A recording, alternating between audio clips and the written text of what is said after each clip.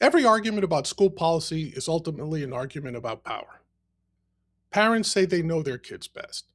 Experts say institutions carry hard earned knowledge. Politicians are tasked with doing something with the mandate the voters gave them, while teachers say outsiders do not even begin to understand what actually happens inside a school. Andy Smarick has worked inside those institutions, so I wanted to ask him the bigger question. When public trust breaks down, who should actually be in charge? Join me on this episode of The Big Questions to hear what Andy had to say.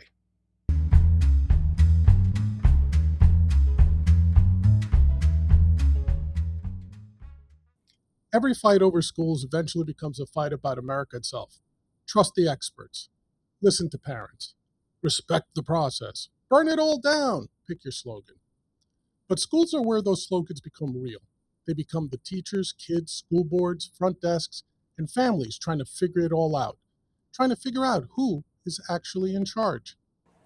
Andy Smarick is a senior fellow at the Manhattan Institute, a former president of the Maryland State Board of Education, and someone who has worked inside government, education, and the policy world.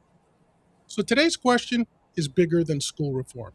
It actually is, what are our institutions for and who do they benefit? Andy, welcome to the show. Glad to have you today. It is a treat to be here. Thank you for having me. And I spent a lot of my life, a lot of my career thinking about these issues. So it's a real treat to get to talk to someone about them.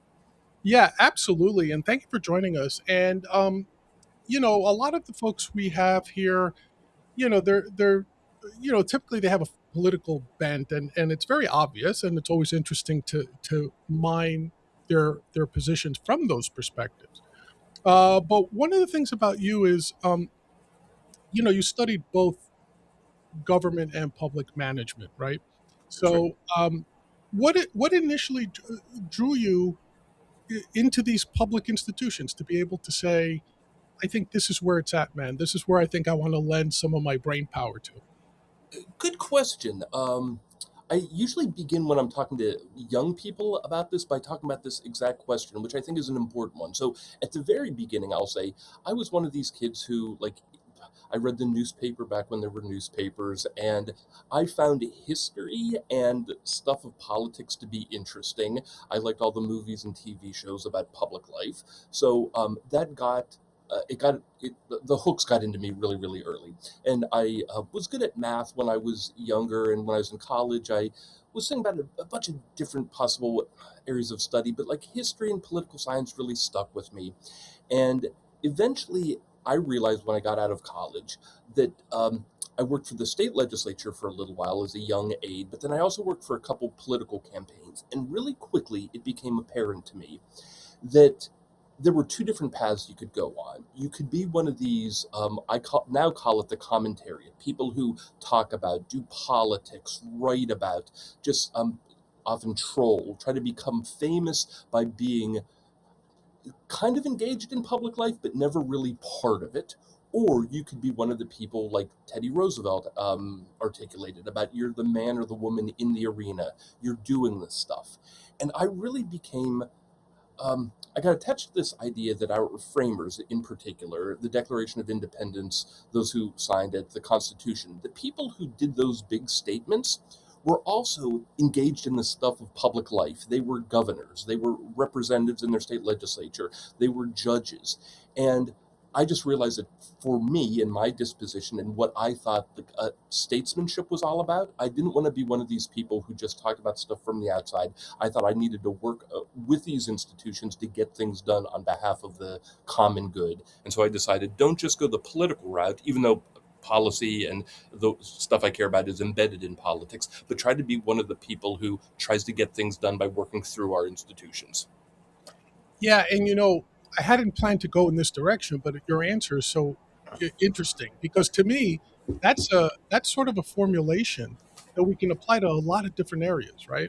Uh, as you were talking, I was thinking about my own family. My sister is a teacher.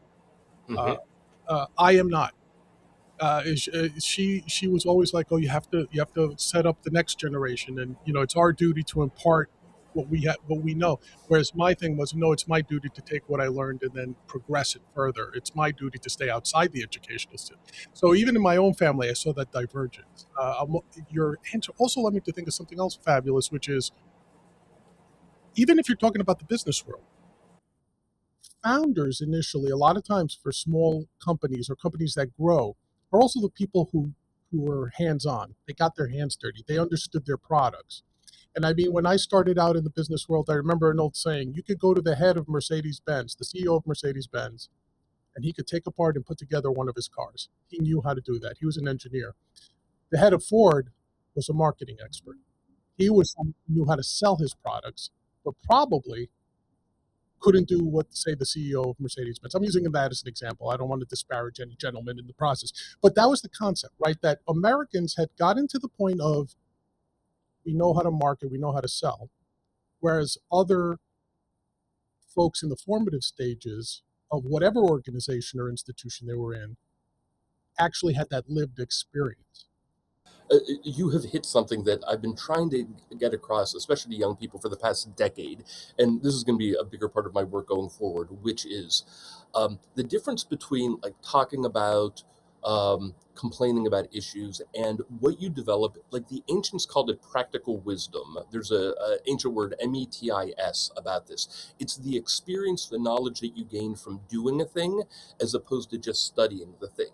And Cicero and Aristotle, all the way through like the Catholic scholars of the Middle Ages, all the way up into like the liberal and like Republican era, talked about this. There is something not just about being an ideologue involved in public life and having a theory of Marxism or capitalism or federalism, no isms, that you just work on the thing and you learn by doing it. What do the people need? How do these institutions work?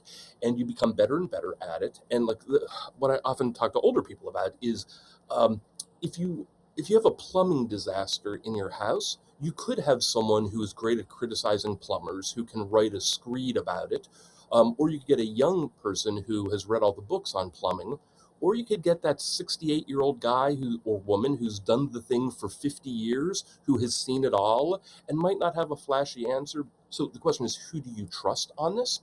And my answer is like the person who has like the experience on it. And the final piece of this puzzle, which I think is really important, that relates to our conversation about institutions, is that by doing the work, it shapes you. It's not just that the public servant is shaping public policy. By working with people, working through institutions, realizing you have to negotiate different points of view, you become a different and I think a better citizen. You understand democracy and liberty and different points of views a whole lot better. And so you talk about issues differently, you work on them differently, and that is a molding process that I think leads to statesmanship.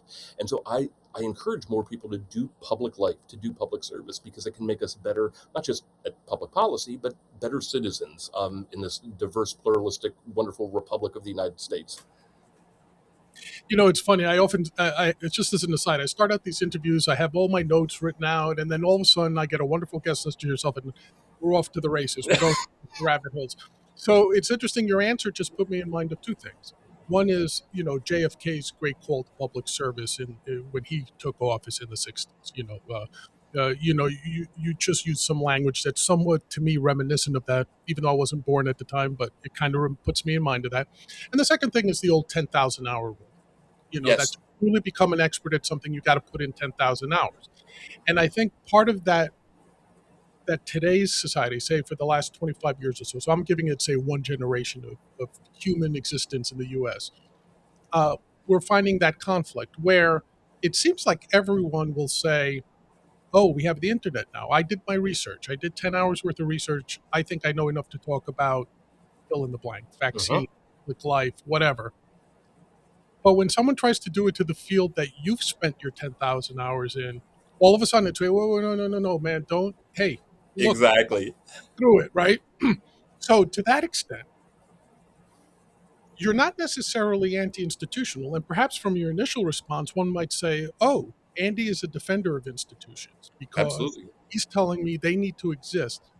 But at the same time, I never got the impression from the various articles and other interviews I've seen you on I've never got the impression that you're a blank check. Let's trust the experts. Let's trust the institutions, right? Like you walk a fine line between the two. Tell me a little bit about that. Sure, and that's right. So we can look at institutions in two different ways. One is they are like the possessors, the accumulators of lots of wisdom, but also that they are human institutions, and because humans are crooked timber, anything made of them is going to be a little bit crooked as well. So let's talk about the first one first, which is if you are a state legislature as an institution or an elementary school, you've been doing the thing that you are assigned to do, not just for days, not weeks, not years, not decades, generations you've been doing it. And so, an elementary school, although the teachers change over time and principals change, they have experience dealing with how to get books and how to run bus lines and how to get food for the kids who are on free and reduced price lunch and how to think about uh, different size classes and special education needs of like the aids and gifted students, twice exceptional kids, or how to make sure that you have AP classes, or and the list goes on and on. They've done it all, and so they have great wisdom. So when someone on the outside comes in and starts screaming, "Why is it that you do X or Y? You should do Z instead." Often, someone who's inside the system will quietly roll their eyes and try to explain, well, there are about 10 billion reasons why we do it this way. I can't explain them all. Some of them I don't even know, but like the old adage about Chesterton's fence. If you find an old fence in an old field, before you yank it down, make sure you know why it was put up. It might not be visible to you. So institutions have all of this accumulated knowledge over time. So our baseline should be, let's trust them on the thing that they do, that they're doing things we don't even recognize, that they know not to do certain things. But on the other side, these institutions were made by humans, and humans are flawed, and they're currently staffed by humans, and humans are flawed, and they can go sideways in lots of different ways. Like slavery was around for literally thousands of years. Just because it was an institution and just because lots of people practiced it doesn't mean that it's great. So we should always like use our reason, our judgment to judge whether or not these institutions are great. But let's not throw them out immediately like a legislature or a school. Let's try to understand them and always recognize that because they are human driven and human created, they are ultimately going to be responsive to human volition. If you get a bunch of progressives in an institution, eventually it's going to go in that direction. A bunch of people who are Protestants might put it in a direction. A bunch of young people would push it in a different direction. So they're human, and let's respect them, but let's also always be in mind that institutions were created to serve a purpose. And if they're no longer serving the purpose, we can adjust the institution, or we can actually create new institutions, which I've written a good bit about. Right, right. And I think to me, that's where we're at right now societally, probably globally, but definitely in the United States, in my opinion, which is I think we went from blindly accepting everything institutions had to say and the directions they had to give us to now saying like, hey, I always love to say if I wish I was born 20 years after I was, because man, I would love to be a student in today's information age with the access to everything to because I was never a reader. It was a chore for me to read. But if I can consume my information digitally and videos and whatever and AI emerging, and I know you've had a lot to talk about that, I would love it. But at the same time, we all, as you said, have this institutions do serve a purpose. And I love the slavery example because clearly that's an institution that we now would abhor, but it ruled most of mankind's existence, right? It was more often the norm. Slavery was more, liberty has been much rarer and much more recent a concept. How do you think we should constructively handle that tension? I think that's key, right? Like, so, um, not for any one particular reason, but let's use the current CDC or HHS as an example, right? It's an institution. For years, they've been telling us what to do. Has everything been spot on? No. Have things evolved? Absolutely. As we learn more, as the facts change, so do our opinions, so do our recommendations. But there is a sense that maybe right now it's moving too fast in the other direction. And there's Uh-huh. that tension, right? Like, so, and I don't know if you want to speak specifically about CDC, which I appreciate if you don't, but just that sort of case study, that tension which you described is necessary. How do we balance it for public purposes so it's not run amok, run off the rails? Such a great question. Okay, so I have a framework that I use for this. It might not be for everyone, and I'll like the cards on the table. Like I was made, like the way that God created me, and the way that I guess I have been formed is, I believe in prudence and good judgment, and I think that there is like the ancients going back throughout time before there was ideology, statesmanship, like leadership was. Viewed as being like a matter of judgment, of like practicality, understanding with the given circumstances what is the best choice you can make, and that's why prudence is one of these cardinal virtues from going way back. So I always lean on the side of, or you could say I have a bias for trusting long-standing things more than the average person. I am not a revolutionary by nature. I'm one of the later people to say we need to blow things up. Okay, so that's just like full disclosure on me. The first thing I always use when I'm asking these questions is, some people call it natural law, some people call it morality, um, lots of different names for it, but it's the idea that there are rules of nature, natural law, that we always have to follow no matter what. And everything else has to, like human made law, human made institutions always have to align themselves with this natural law. So I think slavery is a good example of falling outside of natural law. Yes, there were laws that allowed that. There were laws that allowed men to beat their wives. Yes, that was technically legal, but that does not mean that it's moral. So always ask yourself: are the institutions, are the practices, are statutes aligned with some sort of moral natural law? So Second, I'm sorry, it's the difference between what lawyers would say is malum se law and malum prohibitum law, right? Like murder is malum se. We all recognize that as wrong. Malum prohibitum would be like, say, seatbelt laws, where it's illegal because just we decided that it's illegal, but there's other types of acts that are just we all recognize are illegal because they are immoral. yeah, exactly. So there is a term that modern lawyers use, or like philosophers. It's called positive law. You can think of it as posited law, that a human being or a group of human beings made this law. It is a human-made law, and many of those, most of those, are legitimate. Like a seatbelt law, we might not love it, but at least we recognize, because we believe in democracy, that a democratic institution can make a seatbelt law. And then there's the higher order thing, the moral law, the natural law, that you, like Aquinas would say, or Martin Luther King would say, that the human positive law always has to align with the moral law or the natural law. Okay, so that's the first thing I always ask. The second one is, what are the history and traditions that I care about, the accumulated wisdom of people over time?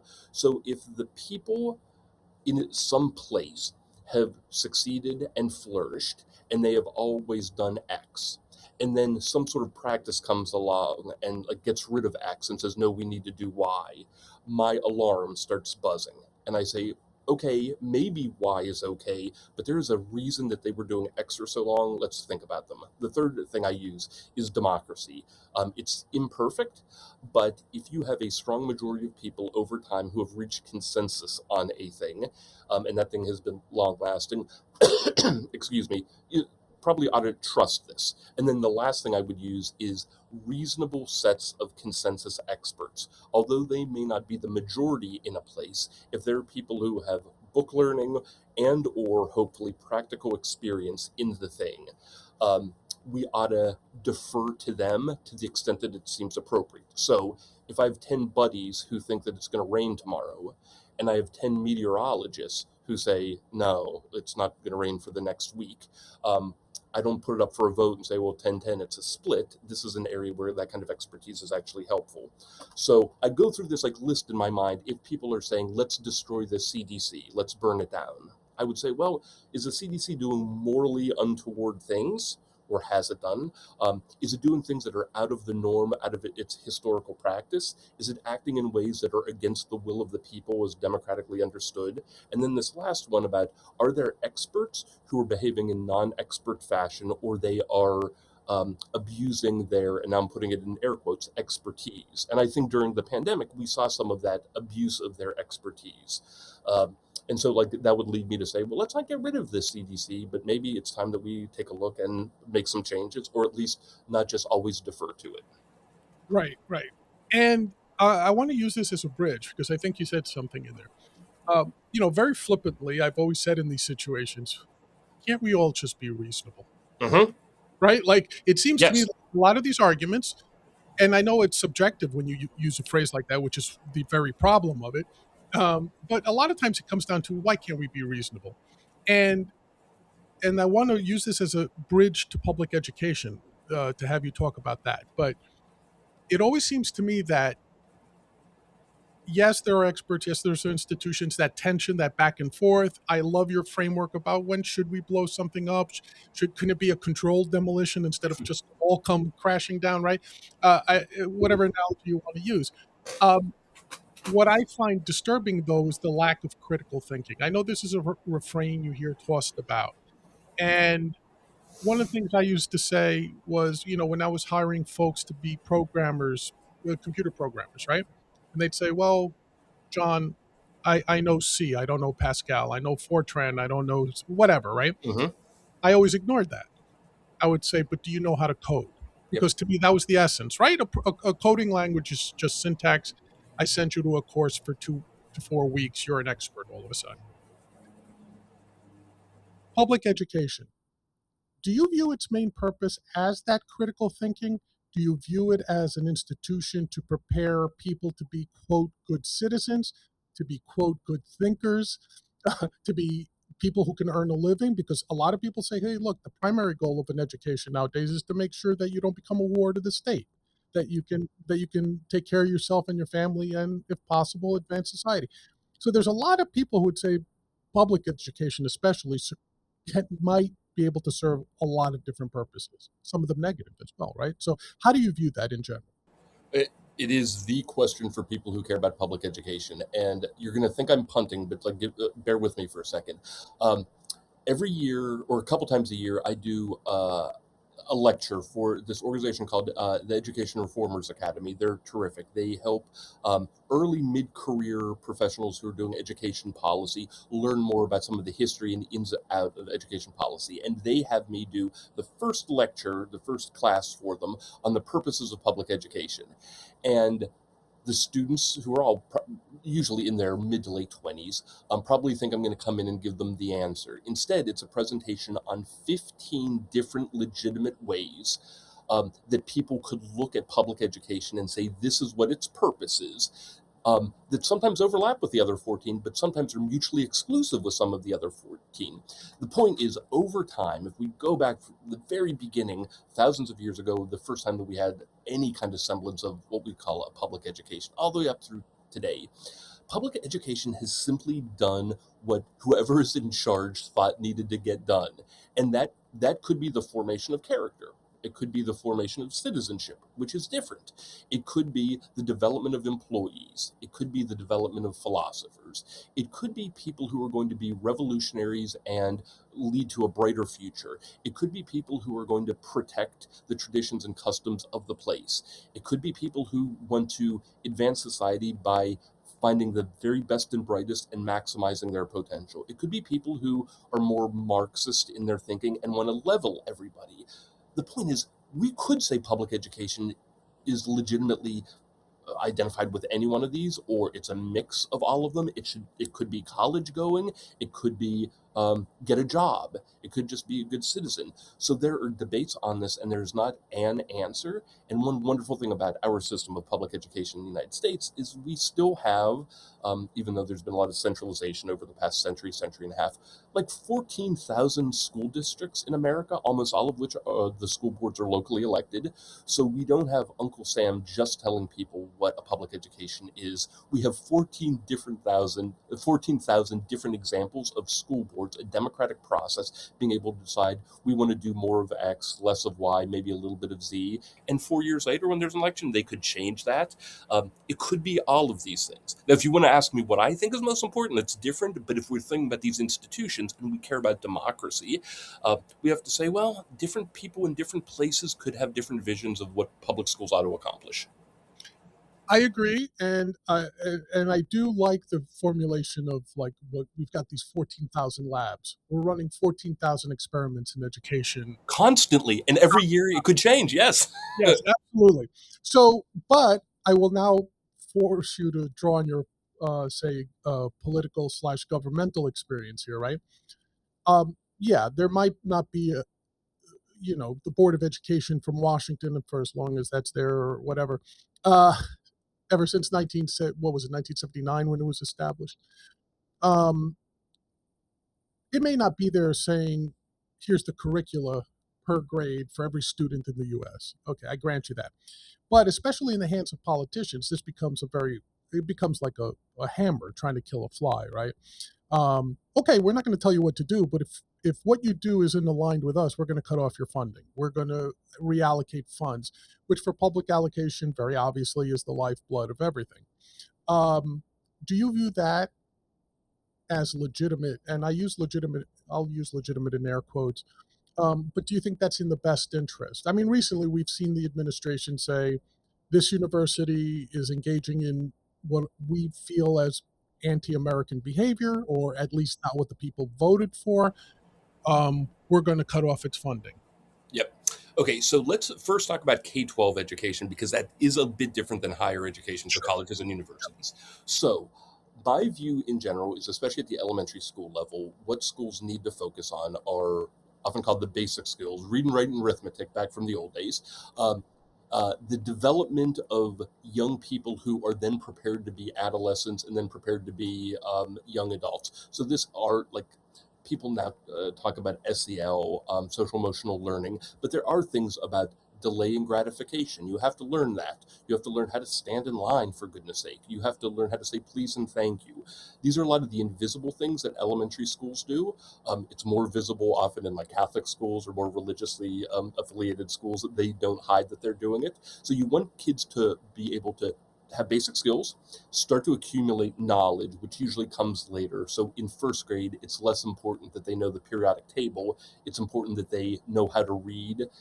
So they're then later on able to understand the periodic table. So content skills come a little later, but you begin to develop that after like these basic skills, and then develop them into better young people, better citizens. And then you start to give them this content knowledge. Then as they progress throughout their schooling years, you start to focus much more on content. They need to know something about science. They need to know about history, which I'm going to come back to in a second. They need to know something about geography, and on and on and on. And all along the way, you're teaching them more and more how to be better young adults, and then than adults. You don't get into fights. You don't scream at people. You work hard when you fail. You're resilient. A lot of these are like invisible things that aren't part of the curriculum, but it's how you develop people. Coaches do these things. Often coaches don't mind an early season loss. They kind of like it. Why? Because you teach kids to work harder, and you teach them to have a stiff upper lip. Teachers grade harder at the beginning of the semester because I want kids to hunker down. These are long like lessons that we have. And then as they get into high school, it's much more about these higher order skills, about curiosity. Do you know what you don't know? And then are you able to go out and get it? Can you be truthful and be rigorous in your thinking along the way? Can you start to figure out how you're going to be a productive member of society? And you have all of these skills and dispositions to be a good citizen, a good employee, a good college student. Now, the one thing that I didn't mention here that I want to come back to is, for a long time, for too long, we ignored the importance of American history and American civics because of beginning in the middle of the 20th century and our understandable effort to be more pluralistic and more diverse and more understanding. A lot of people became convinced that teaching too much American boosterism, or too much about America, can, I guess, downplay the virtues of other places or other cultures. And then there was some degree of anti-Americanism, that, we're a colonial power and that we have been wrong in all these other ways. And so a lot of places got away from teaching American goodness and American history, and how we are built on the Republican tradition, small r, and the liberal tradition, and self-government, and on and on and on. And so people thought, I think teachers, educators thought they were doing a service to the next generation. What they didn't realize is that we were robbing young people and future citizens of knowledge of themselves, of their place. We we unfortunately made them more atomized. No one grows up like in theory. They grow up in a place, in a community, in a context, and we are seeing more and more young people without these kind of devotions, without these kind of connections. And I think we can tie it back to this idea that we haven't rooted people in who the American people are and why we created this nation and the good that we're trying to do. So I do believe that a good K-12 education has to redouble its efforts on some of these civics and history issues. I'm not just saying that America is perfect. By no means Right. it's not. But that this is part of our tradition and helps shapes us. And darn it, America has been successful. And despite our flaws, we continue to be a light in the world. And we cannot act as though everything is equal or that America is just a story of evil. Right. And what's interesting is, as you were talking, the first thing that popped into my head would be, well, what Andy's talking about is, in essence, you want to get away from a standardized sort of educational system, right? While you and I could debate, perhaps, I don't know if you would debate me or not, but we could debate on whether there should be public education or not. Um, Given that there is public education, so once we get past that hurdle and say, it's here, let's deal with it, how do we optimize it? It seems to me like the perfect optimization would be um, to give as much choice and as much freedom to the people seeking the education, whether it's the kids in primary, secondary, or collegiate level, to have their parents or their guardians say, "Look, I know my kid better than anybody. He's not going to sit in a room and read Voltaire. We need to get him to learn a trade or whatever." And then, okay, there's a school. It's down the block or it's in the next town. They are more geared to what your child needs. Let's send them there. Let's send her there, et cetera, et cetera. Um, do you agree with that? Like, if there is public education, it should be more just, hey, we help in the construction of the building. Maybe we check credentials, and that's about it. Yeah, so this is one of those areas where I could probably talk to you for like 20 hours about this topic. So well, I'll give you like the short answer first and then explain why I landed there. So I am in general a school choice zealot. I think that families and kids are best served if families get to make decisions about the learning environments that their kids get to be in because they do know their kids best. And there are different cultures and different histories and different priorities of different families. And it is really, really hard for any single institution to be all things to all people. Okay, so I believe in school choice. Okay, but now let's go back to why we have the system that we currently have. There was a time in American history where there were like 200,000 school districts, and most school districts had one school.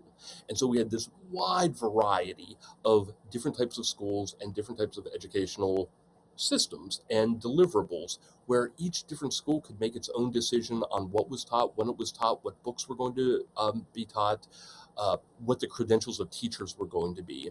And needless to say, this didn't always work out so well for all kids because there are a lot of places where they just didn't take education all that seriously. And so you could say, well, that's the community choice. How fair is that to little Johnny, who then is 16 years old and can barely read and doesn't know anything beyond simple arithmetic? So over time, states develop what's called content standards, like trying to standardize generally what students were supposed to learn and in what grade. And then when that wasn't working out so well, they also created credentials and certifications for teachers to make sure that teachers, no matter where in the state they were able to teach well.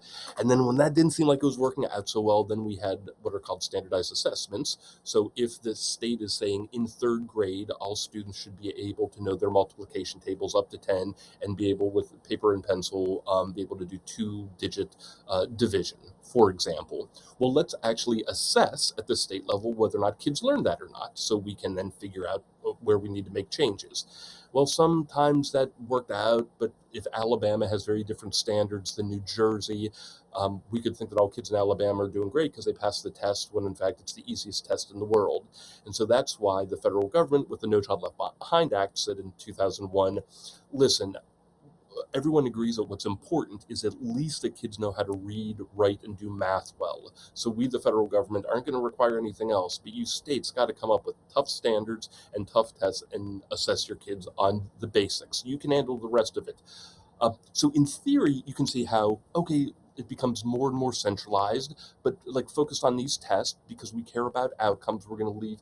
But then at the end of the day, people start feeling, oh, this is Uncle Sam becoming too meddlesome, and maybe reading and math tests aren't.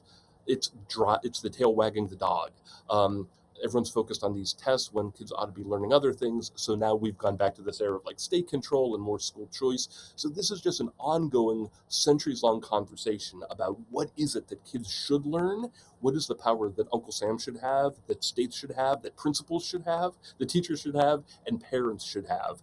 And there's constantly variation in this over time, but the reason why I gave that long explanation is to say that the rationale for the No Child Left Behind Act and standardized tests in reading and math at least made sense in the sense that, well, who argues that reading and math aren't important? Shouldn't all kids have the basic skills on this? Uh, that led to a decade worth of fights. And, you know, I guess part of it also goes back to the original question we started with: what is the role of public education? Since there's no one single answer to that. Again, as you were talking, I was thinking, and I wish I had thought of this before so I could actually get some examples. But hey, this is the danger of a show where we have a smart guest. Um, should the role of the government perhaps just be to establish standards, but have no role of implementing them? For example, you could say, okay, we're doing this block grant to states, to the extent that there's public education. Here's the standard. Kids in eighth grade, to your point, have to do a certain type of math. They have to know they have to be able to read at a certain grade level. You publish the standards, so everybody's aware of them. Everyone knows what they have to do and how to accomplish it. I look at my own personal example, not to throw anyone else under the bus. My parents tried to put me in a public school when I was in the first grade. First day there, two kids tried to mug me, beat me up, and all that. I grew up in a rough section of the Bronx. My father said, I don't care what it costs, we're sending him to a private school. Went to a parochial school. By the time I graduated in eighth grade, I was speaking and reading ancient Greek, Latin. I was doing math at a high school level. Then I was able to get into a specialized public school for advanced students. Then I was able to choose the university I wanted. My own personal journey is a perfect blend of public and private education, right? At Yes. a certain level, my parents made a decision, they sacrificed. I agree, not everyone might be in that position. Then I availed myself of a gem of a school that at the time the government said we're creating it and then we're leaving it alone. We're leaving it as an incubator. And then when I was old enough to decide on my own, I figured out which university I wanted to go to. Yep. So if you ask me, I had the perfect educational policy journey, right? I'm sure my sister would agree as well. She went through the same type of journey. Now, I understand that's my personal journey, but as I view it, I would say to you, Andy, is there any way we could build something similar where there's a standard? The government says this is what we should do by eighth grade. Then for high school, maybe we have this policy, the school is built, we have no hand in guiding it. Let each state figure out if they want to be a school that specializes in science, that specializes in art, acting, theater, whatever. What do you think about something like that? And we understand nothing will be perfect, right? But what do you, how do you, and I guess again, this goes back to what you think the purpose of public education is, right? Yeah. Okay. So it helps to do a little bit of history here and point out that America, in its very American way, went about public education differently than just about every other Western nation. And we made a decision in the middle of the 19th century that virtually no other country made, which is we decided when we were creating a public education system that we were going to say that public education was synonymous with government run education. So when we created the common schools movement in the 1830s, 1840s, 1850s, which it's just the predecessor, it's the proto version of today's public schools. These were like proto municipalities. They had taxing power, then they became part of the government under the state government's constitution. And we decided that a public education in America meant it was based on taxes and open to everybody and controlled by the government. And this is the model that we had for 150 years, call it from 1840 to 1990 with the start of the charter school movement. We decided public education meant the government would run it, and we would assign kids to school based on their home address, and we would try to have each of those schools be everything to everybody. Now, interestingly, there are reasons why you would want a system like that in a nation as diverse as ours. You want everybody going to school together. It's like e pluribus unum, out of many, one. You can make sure that there's some quality control to it. They can get their moral upbringing in their churches or elsewhere, but at least the schools are going to be for everybody, bring people together, and teach the basics. Other countries didn't do this. They decided that a public education for them was going to include a wide array of different types of providers of schools, not just government providers. Now, we moved in that direction starting with charter schooling, where you could have public schools that were run by non governmental entities, like nonprofit groups. And then we created what first called vouchers, and then scholarships, and now education tax credits or education scholarship accounts, ESAs, where the government is providing money to families so they can choose a school other than their neighborhood school. So we now have this constellation of options available to families, which is you can go to the district run school that your kid is assigned to. Maybe you have inter-district choice where you could go to a different school in the district or outside of the district. Maybe you could pick a charter school, a publicly funded public school run by a different type of entity, a nonprofit. Maybe you can use public money to go to a private school or do homeschooling or get some tutoring. So we have never had a system of schools that is more diverse, more pluralistic than it is right now. And this is a very American thing. We started with a baseline and then started varying on it with all of these different types of options. So now, in most places, families can decide, do I want the free government run school? Maybe I have one of these other options, use government money, or do I pay out of my pocket for a different type of private school? And at least in the public schools, we know that there will be these standards that are public. You can see them on a website and you'll know the test, so you'll know exactly what your kid is going to learn and whether or not he or she has learned it. If they're in school in a private school, that's less clear because they might have less standardized tests or none at all, or be less clear about what their standards are. And if you're doing homeschooling or if you're doing some sort of just tutoring program, it's not publicly available what kids are learning through that. So we now have this complicated system that has a little bit of 1850 in it, and then a little bit of what you're talking about, which is standards and then a wide array of different models. And we are muddling our way through as Americans, trying to figure out which is best.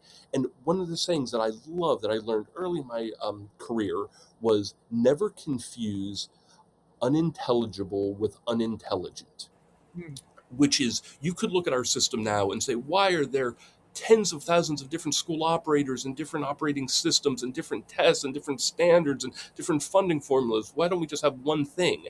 Well, that would be more intelligible, but maybe what we have right now, this wide array of different options and a complicated, maybe that fits the American character and enables more people to get the type of education that they think best suits them and their communities. It's unintelligible, it's complicated as all get out, but it might be quite smart.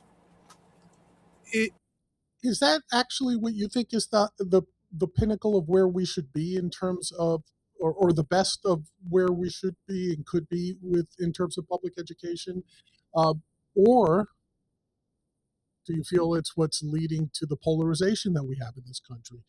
I give an example of my wife is a microbiologist. So at the time of when the pandemic hit, uh, she would listen to the various experts or pundits on both sides, and she would just sit there and shake her head. And I say, well, what's the matter? She's like, all these experts they're bringing on, who are the nerds, the eggheads, the scientists. She goes, these people have never been asked to speak publicly. To them, it's just something they learned over the course of their careers, their 10,000 hours, right? So if you were to get the most honestly, by any other standard, expert, say in virology, and you said, explain to me why I should do X, Y, Z, and you're expecting an answer like, take a shot, don't take a shot, take a pill, don't take a pill, you're not going to get that out of that guy. And when you start to question, we'll be like, oh, how many times have I seen this out of a scientist? Oh, it just is. Trust me, it is. I've spent my time here, right? And I feel that we're sort of like that when we talk about the state of education, right? Like what you just said makes sense to me. a lot of other people might be like, why are there 30 options? Why am I paying? Why is my tax bill going up every year? And yet I keep reading about schools failing, whatever failing means, right? Lower standardized scores, fewer kids graduating into college, or whatever. How do you, if you're now, say, let's take a wave a magic wand, Andy, and you decide educate public educational policy for the country, the first thing you're going to have to do is explain why we're in the state we're in right now. So how do you do that, and then how do you progress out of it, if you think we should progress out of the current state? Yeah, I mean, we gotta have like the humility that there's a great line by Winston Churchill about democracy when people were complaining about it, and it was something to the effect of democracy is the worst government that has ever been tried, other than everything else across history that has ever been tried. The point being, what we have might like be lousy, just like if you assess it, but man, compared to everything else, it's darn great. So we will always complain about our schools because it'll never serve everybody perfectly as they want to be served, and things are going to change. But where we are right now includes, let me just explain its virtues. We have a broad system where every single child in America has access, and this includes kids with special needs, has access to a free and appropriate public education from the time they are at least 5 till the time that they're 18. A free education. And it will be provided to them, assuming that they don't have special needs, at the geographically closest public school around, and will be paid for through taxes. They can go tuition free, and it will provide the kind of education they need. And that system will have content standards and tests that will enable that student, barring some sort of like extraneous force, enable that student to be at least prepared for college or the workforce. On top of that, we will have a totally private system where you can pay out of pocket to go to just about any kind of school you want: Catholic, Lutheran, non denominational, um, project based learning, Montessori, whatever. We also have programs that would allow you to have a free tuition free charter school run by nonprofit groups that could focus on the classics or focus on Outward Bound or college prep. Then we also have these options where you could use some money to just get tutoring or do homeschooling or do a combination of all of these different things. So we have this system that is scratching every possible itch, and it doesn't seem like it makes all that sense, but just about everybody, if you live in at least a densely enough populated area, can put together a schooling system that would fit their needs, which is quite different than, say, what we had if we just go back to the 1860s, 1850s example, where everybody must go, if they want a public education, to the local school district school. We don't know what the federal government isn't involved, and what you get is what you get. If you don't like it, go pound sand. And it was Uh, basically everybody used, what was it, McGuffey's Reader, right? That was the. Correct. So yeah, this is like a great reference. It is I think to this day the most sold book in America, apart from the Bible. Like this book that was in hundreds of thousands of schools over decades and decades. Everybody was reading the Which, same. by the way, it was meant for primary education, and I guarantee you, college students today could not get halfway through it. Oh yeah, there College were graduates could not get com- through it. complex texts by today's standards, no doubt. So I'm not trying to be an apologist for our system. It's just that there are lots of families who want a rigorous education and they love tests and they love standards. There are other families who want a school to be a nurturing environment where it's more about like hugging and caring for the young and allowing them to explore. There's some families who desperately want a religious education. There are families who don't want a cent of their dollars, of their tax dollars, going to anyone's religious education. In America, trying to make sense of all this in terms of policy is virtually impossible. And so what we have is this collection of different programs and approaches that is trying to approximate a good education for as many people as possible. So, but Andy, why would you say that? Say in the 70s and 80s, just to use my time references, right? If you talk to most parents, you might find some objections here and there, like you said, oh, my school is a little too secular, or my particular school is a little too religious, whatever. But for the most part, if you polled, I think, the general public, they would tell you the American educational system is the greatest in the world, and I'm happy with the results of the educational system. I don't mind that a portion of my tax dollars are going to fund kids' educations. Whereas if you ask people today, they'll tell you the reasons for why they think it's failing might vary, but I think a majority of folks would tell you, especially taxpayers, would tell you this isn't working anymore. We've got kids who can't do X. We've got kids who can't do Y.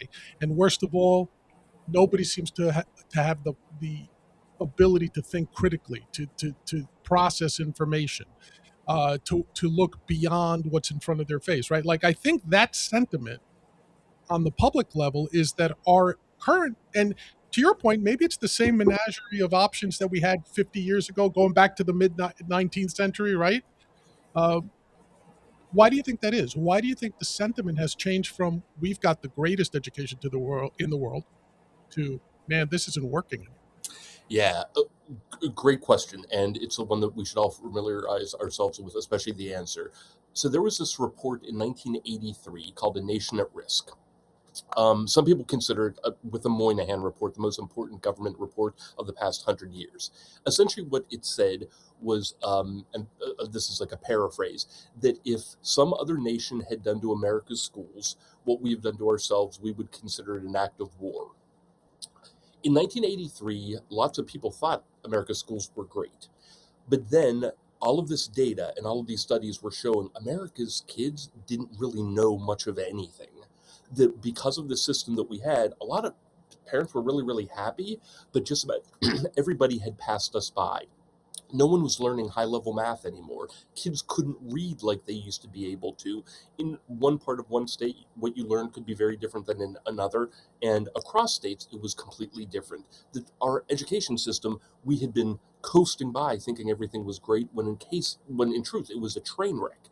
And that's what led to what was called the Standards and Accountability Movement and the famous 1989 Charlottesville Summit, where President George H.W. Bush got all the governors together and they created standards and assessments and accountability systems because people had the wool pulled over their eyes, thinking everything was great. Now, there were other problems in the 60s and 70s too. Lots of special education kids weren't getting the services they needed. Lots of kids from low income backgrounds or kids of color were in these school systems that were still semi segregated. Lots of girls were not getting the kind of education that they needed. So there were all of these kind of problems that we were trying to solve over time. And then there were still these lingering concerns about, are we teaching too much of this or too much of that related to religion or custom or whatever. So that era, although in some people's eyes is wonderful, at the time we realized, yikes, we got to change this. And that's what led to a 30-year effort to try to become more standardized in terms of accountability and outcomes. And we did see reading scores go up. We did see math scores go up. We did see high school graduation rates go through the roof. We did see what was called the achievement gap, the difference between poor kids and rich kids shrink, between black kids and white kids or Hispanic kids shrink. So we did make a lot of progress along these different dimensions. But the costs of doing a lot of those things with increased standardization, increased centralization, infuriated a lot of people. So the 1967s were not nearly as halcyon as a lot of people at the time thought. Okay.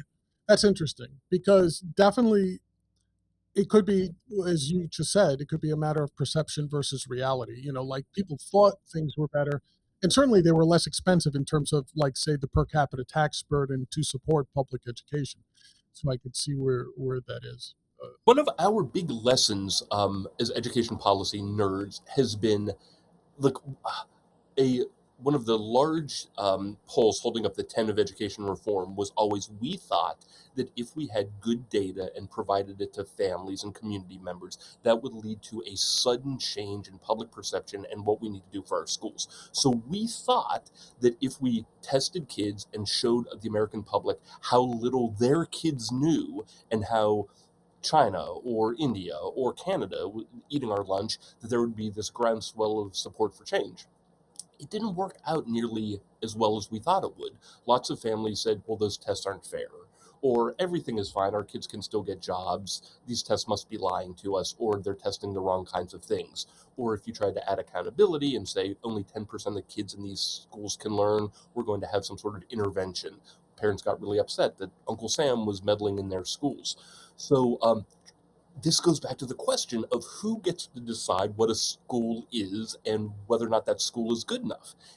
There are lots of urban schools to this day, where very few kids are reading at the highest levels or can do math at the highest levels, but the families will say, this is a really good school.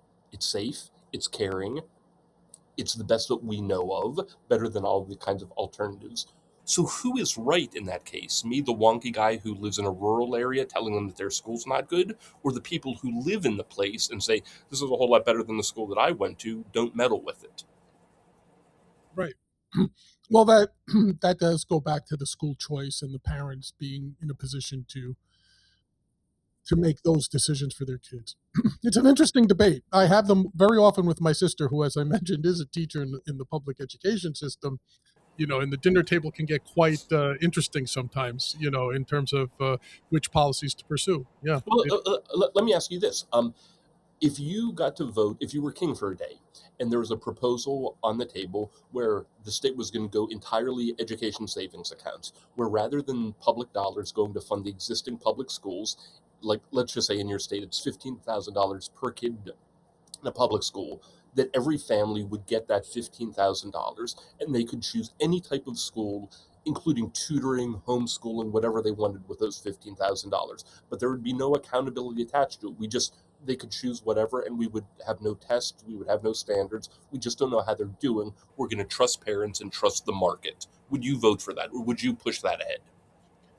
Personally, I would accept that, but I would throw in a small caveat just because it's open for debate here. Um, I would love, being a numbers guy, I would love just the listing of a standard. So, for example, it's analogous, but not exactly the same. Milton Friedman, of course, famously said, I want to get rid of the FDA. But if you want to have a half house version of the FDA, at least tell me if any particular drug is going to kill me or not. Don't talk to me about the efficacy of it. Tell me about the safety of it. And he thought, in his mind, that was a good halfway solution to the full public or full private, right?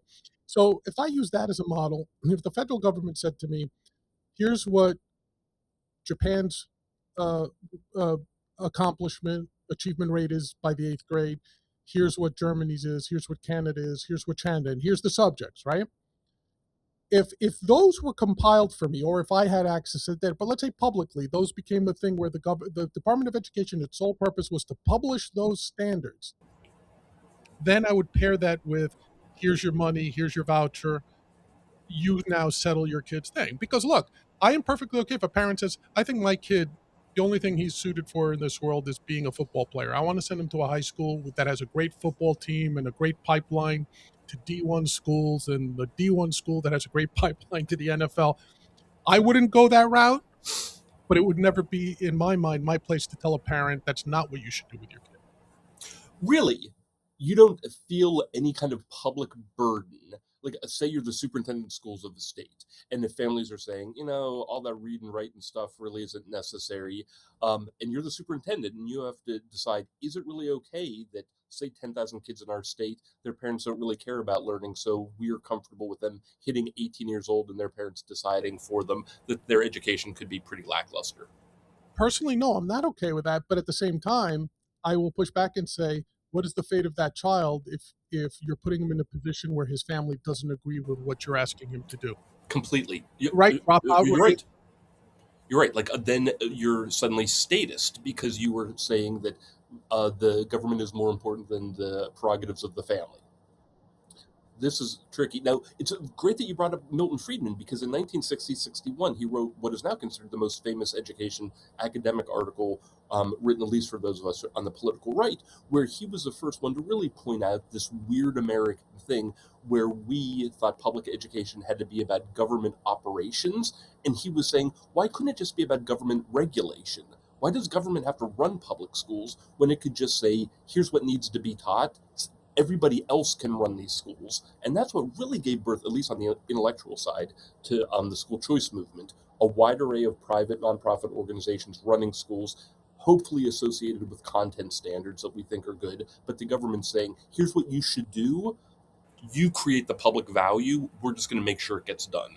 Yeah, I'm okay with that. And obviously, watching Free to Choose when Milton Friedman had that series, the specific series on public education, like at that time, opened my eyes. And we're talking about 45, 50 years ago when that came out. So even then you could see that there were intellectuals already thinking about this issue, to your point, prior to that 1983 report, Nation at Risk, where there was already this talk like, okay, why are we is it the role of government to produce an educational system that makes sure we all say the Pledge of Allegiance and salute the flag, and we all prepare us to for enlistment and blah blah blah or whatever. So if you were to ask me, yeah, I would rather take the voucher and then say I'm going to send I'll take it's on incumbent on me now. Being the type of person I am, would there be a safety net for the special needs kids? Absolutely. Would there be a safety net for uh, kids without an actual present family structure? Yeah. There's those hard cases, but hard cases make for bad law. So I would opt for your option, yes. But that's an interesting debate. Yeah, it is, especially because when I've been doing this long enough to know that if you ask, say, you have 20 people in a room and say, I'm going to give you a list of 20 things, and each of you has to decide, is this the kind of thing that no one should be able to do? We're going to make it an option, and anyone can choose to do this or not do it, or all kids have to do this thing, and you give them these 20 options. You would like to think that there would be consensus. There is not at all. So you quickly realize that there are people in the room who think, for example, that everybody needs to be taught virtue. There are lots of people who think, how dare the government teach through its schools what virtue is? There are some people who think that we need to teach high level math, at least algebra 2, to all kids. There's some who say that's absolutely crazy. And you can see where this goes. I could give you a list of 20 of them. And you start to realize that Americans don't agree on what should be optional, what should be necessary, and what should be prohibited. And then you're in this position of saying, is it okay for me to support a system where there are schools that will do things that I would never I wouldn't put my kids in that school, but it's okay for other people to put their kids in that kind of school.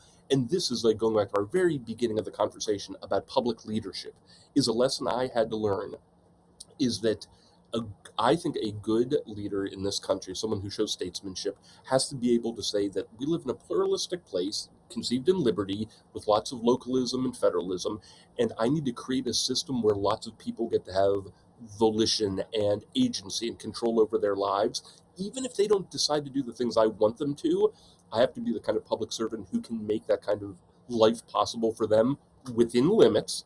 It's not everything goes, but that is quite different than the kind of public leader who says, I know the right answer for everybody. Everybody's going to do exactly what I think is right. Those are two entirely different models of leadership. I agree. The second one is obviously tyranny and authoritarianism, without a doubt in my mind. And if you're a dictator, that's when you get them. You get them while they're young, right? And you have the whole generation of loyalists. Okay, Andy, as fascinating as this is, I could talk to you all day. I did promise you we'd go about an hour, so I'm going to keep Yep.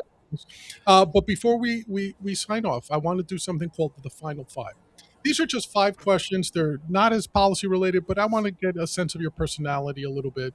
So tell me what comes to your mind right off the top of your head. Your career has spanned the White House, state government, and top tier thing, Sandy. In which of those hallways did you feel the most like an imposter, and was there any specific moment that may have triggered it? Uh, Constantly, yes. But the first time I was ever in the Oval Office, as a young aide, looking around and thinking that everybody here is smarter and more accomplished than I am, and how did they let me in here? They're going to take away my security. How did I fall through the cracks? It turns out that just about everyone was feeling the same way, but there is something about the Oval Office that will take your breath away. Perfectly understandable. Interesting. Okay. Uh, God forbid your house is on fire, but your family, your pets, any living soul in there is safe. There's You can only save one book out of your personal library, not for its monetary value, but because maybe you've scribbled some notes in the margins over the years, and maybe it might be the only map of how your brain actually works. What is that book? What an amazing question. I love marginalia, And I always tell people, don't treat like a book like it's just from the library, like it's a museum piece. Write in it, engage with it. So my books have tons of writing. I think probably the two would be The Quest for Community by Nisbet, which is like the gospel of like mid 20th century, how to think about human connections. And the second would be Constitution of Liberty by Hayek. The idea of like liberty in action leads us to create institutions and form relationships and spontaneous order. It sparked my thinking like nothing else. Great answers. Great answers. Okay. What is a piece of modern progress, I'll put that in air quotes, whether it's an app, a social custom, or a piece of technology, that everyone around you finds super convenient and useful, but is personally offensive to your very soul?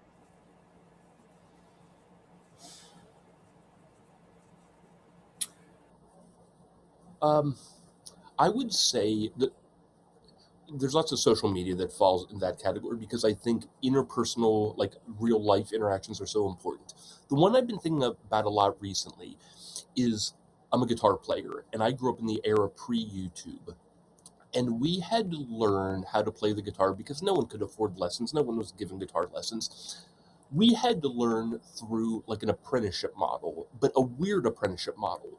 You had your guitar and you would meet somebody who knew the intro from Whole Lot of Love, or knew the chord progression from Hotel California, or knew the solo from um, Comfortably Numb.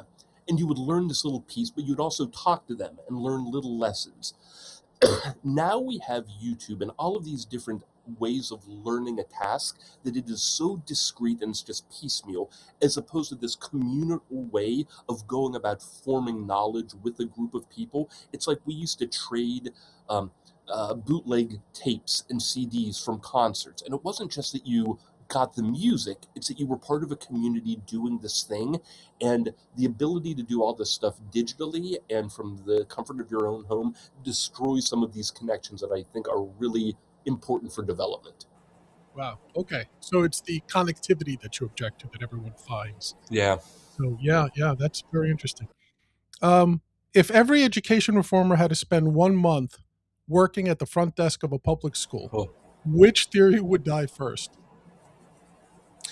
the first thing that people would realize is that there is so much that is happening on a day-to-day basis about the management, operations, governance of a school, from this kid got hit by his uncle last night, to this kid just found out his mom has cancer, to this student didn't bring his or her books to school, to the school board said they're going to have to lay off 3 teachers. That this is a gigantic operation that is highly interpersonal, that is so much more than A, B, C, D, or learning 2 plus 2 is 4. The complications of running this institution are so beyond what most people recognize, and that we have to understand that this is a human institution dealing with 10 times the number of issues that we would hear about if we just watch cable news. That's a great answer. That's a great answer. Okay, and the last question.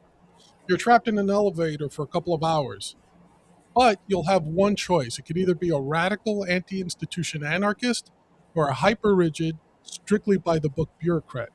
Who do you choose to be trapped in that elevator with? And do you try to convert them or just sit there in silence? Generally, I like silence, so I might, no matter what. But I think that going back to this point about Hayek, there is something really interesting. Like his point about liberty is that the value of it is not in and of itself that we have liberty. It's that what it enables unorganized, um, unplanned people to create on their own. And so I would like to talk to sort of like this anarchist, to talk to them. I call it liberty in action over time. All right, if we have people who are totally free of government and they live together in a place for a century, don't you think they're going to create customs and norms and dispositions that end up constraining our freedom but leads to the flourishing life? In the best essay that I've ever read, it's by Hayek, called Freedom, Reason, and Tradition, he points out, I think the line is, paradoxically, the most free societies become the most tradition bound. His point is that people who live in freedom realize that freedom alone can't lead them to flourishing, and they create institutions and habits and ways of life that look like they're constraining freedom but enable them to thrive together. So I'd love to talk to this anarchist about do you always want to have a lack of constraints, or are you open to the idea that living in liberty will lead you to voluntarily choose constraints? Yeah, that's a great answer, and actually, it's really interesting. We just had an interview with Brink Lindsay, and he made that very same point. If you haven't talked to Brink about it, or if you haven't read his work, it's really interesting. He's really focusing and saying, "I'm a reformed libertarian, man. Not that I don't believe in liberty, not that I don't believe in anarchy or minarchy, but where's the flourishing? Where's he used that exact phrase you did, and it just popped in my brain. So Interesting. yeah, very great answer. All right, everyone. Andy, thank you so much for your time. Tell the folks about your work at the Manhattan Institute, and if they wanted to follow you or something, give us where they can follow you. Sure. I'm a senior fellow at the Manhattan Institute. You can find me through that great org. I also have a Substack where it's called Governing Right, where every week I write a column about right of center thinking about the practice of public life, not just like bloviating about something, but like how do people who care about doing the work of public life, how should they think about the Pope's encyclical on AI, or think about this latest happening on higher education, or this tax debate, or this judicial nomination. So check me out at Governing Right. Excellent, excellent. And for everyone out there, thank you for joining us today for this episode of the Big Questions with Big John. Join us again next time when we'll have someone interesting as Andy here to talk about yet another interesting topic. Until then, peace, everyone. Thanks, John.